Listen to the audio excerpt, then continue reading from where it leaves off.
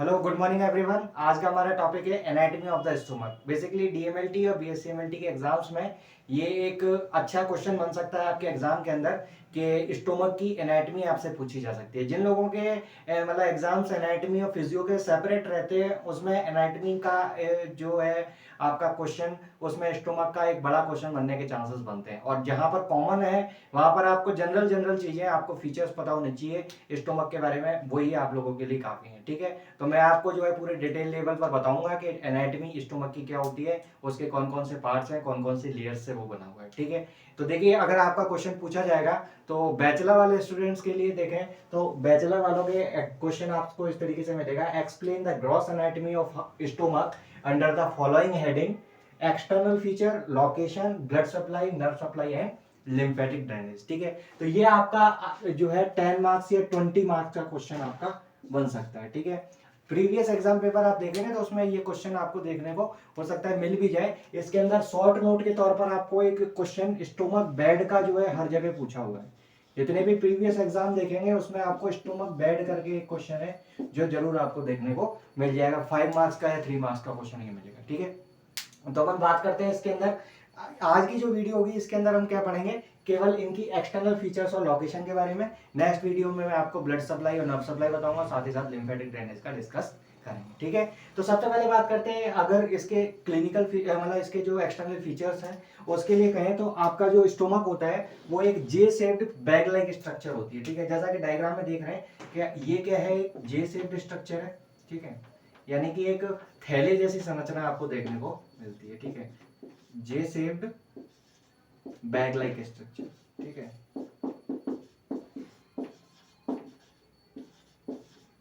पहली चीज तो ये। दूसरा, आपका जो स्टोमक है वो मेनली 4 पार्ट्स के अंदर बटा हुआ है। ठीक है ना, 4 पार्ट्स कौन कौन से? एक आपका पार्ट हो गया कार्डियक। ठीक है, एक आ गया आपका बॉडी, एक हो गया आपका फंडस और एक हो गया आपका पाइलोरिक। ठीक है, तो ये मेनली आपके 4 जो है पार्ट हैं जिनके अंदर आपका स्टोमक बटा हुआ है। ये आपके ईसोफेगस से कंटिन्यूशन में पाया जाता है। आपका जो ईसोफेगस फूड पाइप है, ठीक है, इसको आप फूड पाइप के नाम से भी जानते हो। ठीक है, तो ये जो है फूड पाइप बोल सकते हैं।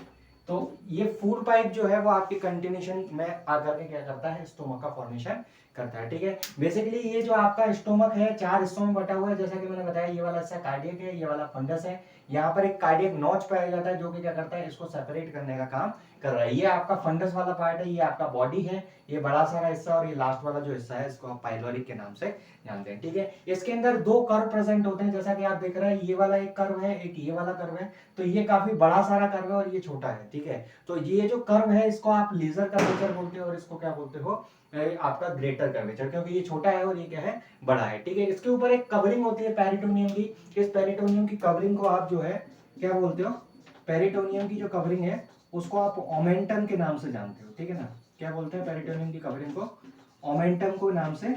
ठीक है, ये ओमेंटम जो है वो स्टोमक को क्या करता है, कवर करके रखता है। ठीक है, और ये बेसिकली आपके पेरिटोनियम का लेयर है। ठीक है, ये हो गया। इसके बाद अपन देखें तो यहाँ पर जो है 2 स्पिंक्टर पाए जाते हैं जो कि आपके क्या करते हैं, फूड को रेगुलेट करने का काम करते हैं, उसकी मूवमेंट को क्या करते हैं, प्रिवेंट करते हैं। ठीक है, तो बेसिकली क्या होगा कि आपका जो है फूड यहाँ ईसोफेगस से इस स्पिंक्टर के द्वारा रेगुलेटेड होगा, जिसको आप बोलोगे क्या, ये वाला आपके हार्ट के नजदीक होता है, इसीलिए आप इसको बोलते हो कार्डियक स्पिंक्टर, या फिर आपका जो है कार्डियक ऑरिफिस। और ये वाला जो हिस्सा है इसको आप बोलते हो क्या, पाइलोरिक स्फिंक्टर या पाइलोरिक ऑरिफिस। ठीक है, यानी कि आपका बेसिकली क्या है कि यहां से आपका रेगुलेशन है कि फूड एक बार यहां आया तो वापस से नहीं जाएगा, स्फिंक्टर बंद हो जाएगा। ठीक है, ऐसे ही फूड अगर एक बार ड्यूडेनम में चला गया तो वापस से जो उसमें नहीं जाएगा। ठीक है, तो ये आपका हो गया क्या, पाइलोरिक ऑरिफिस। और इसके अलावा ये जो रीजन है इसको आप पाइलोरिक एंट्रम के नाम से जानते हैं। ठीक है, ये आगे ड्यूडेनम में कंटिन्यू हो जाएगा और ये ड्यूडेनम जो है वो आपका क्या है, एक स्मॉल इंटेस्टाइन का पार्ट है। ठीक है, ये क्या है, एक स्मॉल इंटेस्टाइन का पार्ट है। ठीक है, जो कि आपके ड्यूडेनम से जेजुनम और जेजुनम से इलियम बनाता है। ठीक है, तो ये तो पार्ट रहा आपका स्टोमक का। अब अपन बात करते हैं इसके लोकेशन की और फिर इसके एक्सटर्नल फीचर को वन बाय वन देखेंगे। देखिए इसके अंदर हम देखें तो ये जो आपका स्टोमक है वो लोकेशन में अपन बोलते हैं कि एब्डोमिनल कैविटी को आपको 9 रीजन्स में बांटा गया है, उसके आधार पर अपन उसकी क्या करते हैं, पोजीशन को डिसाइड करते हैं। तो देखिए इसके 9 रीजन्स बना लेते हैं। एक बार ये चाहे तो आप स्क्रीनशॉट ले लें, इसके बाद कंटिन्यू करते हैं। ठीक है, ये देखिए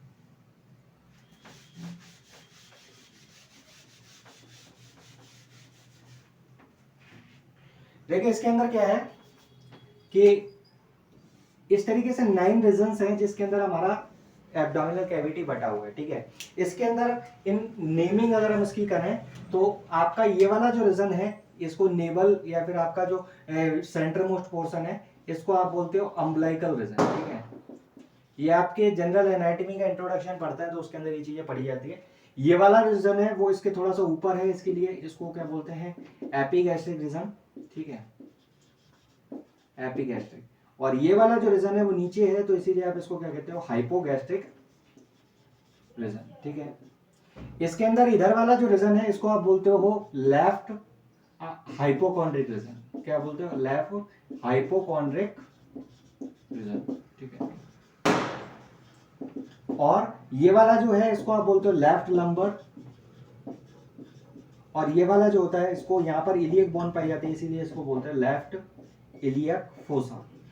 ठीक है, तो मेनली अगर हम देखें राइट में बिल्कुल सेम यही प्रेजेंट होंगे जैसे ये दिख रहे हैं। ठीक है, तो इसके अंदर क्या होगा कि आपका जो स्टोमक होता है वो आपके कुछ पार्ट इसका एपिगैस्ट्रिक में पाया जाता है, कुछ अम्बलाइकल रीजन में होता है और मैक्सिमम हिस्सा जो होता है इसका वो लेफ्ट हाइपोकॉन्ड्रिक रीजन में प्रेजेंट होता है। तो आपकी अगर लोकेशन आपसे पूछी जाए कि स्टोमक कहाँ लोकेटेड है तो हम बात करेंगे कि इसका जो है left hypochondriac epigastric umbilical region के अंदर प्रेजेंट होता है। ठीक है, अगर इसके जो है लेयर्स की बात करें तो हम पहले भी हिस्टोलॉजी ऑफ एलिमेंट्री कैनाल जब हमने पढ़ा तो उसके अंदर हमने देखा था कि इसके अंदर 4 लेयर्स जो है प्रेजेंट होती है मेनली, जिसमें से पहली लेयर होती है ये आपके क्या है, 4 लेयर्स पाई जाती है स्टोमक के अंदर, जो कि आप हिस्टोलॉजी में पढ़ते हो कि मेनली एक लेयर होती है जिसको बोलते हैं सिरोसा, एक होती है आपकी मस्कुलरिस, तीसरी होती है आपकी सब म्यूकोजा और चौथी लेयर होती है उसको बोलते हैं म्यूकोजा। ठीक है, तो मस्कुलरिस लेयर जो होती है वो अपन ने बताया था कि उसमें जो है आपकी लॉन्गिट्यूडिनल और सर्कुलर मसल्स हैं जो आपके बनी होती हैं। ठीक है, हिस्टोलॉजी ऑफ एलिमेंट्री कैनाल के वीडियो को आप देखेगा उसमें स्टोमक की आपको हिस्टोलॉजी अच्छे से देखने को मिल जाएगी।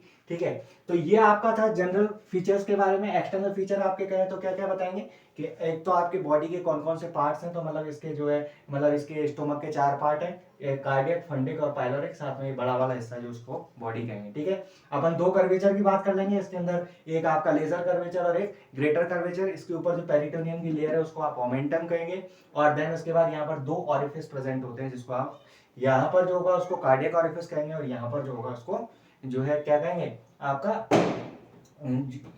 ये वाला जो आपका ओरिफिस होगा इसको आप पाइलोरिक ओरिफिस या पाइलर स्फिंक्टर के नाम से जानते हैं। ठीक है, तो ये आपने पढ़ा स्टोमक की एक जनरल एनाटॉमी के बारे में और इसकी लोकेशन के बारे में। अगली वीडियो के अंदर हम देखेंगे कि इसके कौन कौन से रिलेशन होते हैं आपके जो है कौन कौन से इसमें जो है रीजन पाए जाते हैं जिसके अंदर मतलब आपका जो स्टोमक है वो आपका क्या होता है, उसके एंटीरियरली प्रेजेंट क्या है, उसके पोस्टीरियरली प्रेजेंट क्या है, उसका और सुपीरियर इंफीरियर, ये सारी चीजें देखेंगे और साथ ही साथ इसकी नर्व सप्लाई और ब्लड सप्लाई की बात करेंगे। ठीक है, तो मिलते हैं नेक्स्ट वीडियो के अंदर स्टोमक की सेकंड पार्ट के साथ में मिलते हैं। Thank you so much.